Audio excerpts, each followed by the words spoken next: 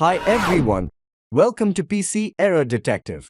In this video, we will show you how to open a VTT file in 4 easy steps. But before we start, please make sure to hit the subscribe button and the bell icon to get notified of our latest videos.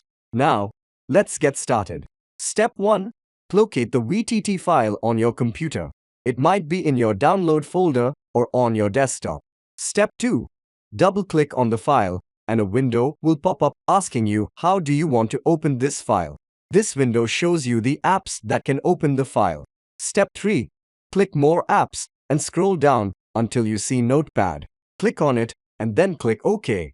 This will open the VTT file in Notepad. You will see the text of the subtitles or captions, along with some timestamps and formatting codes. Step 4. You can now view, edit, or copy the text as you wish. And that's it. Thanks for watching and see you in the next video.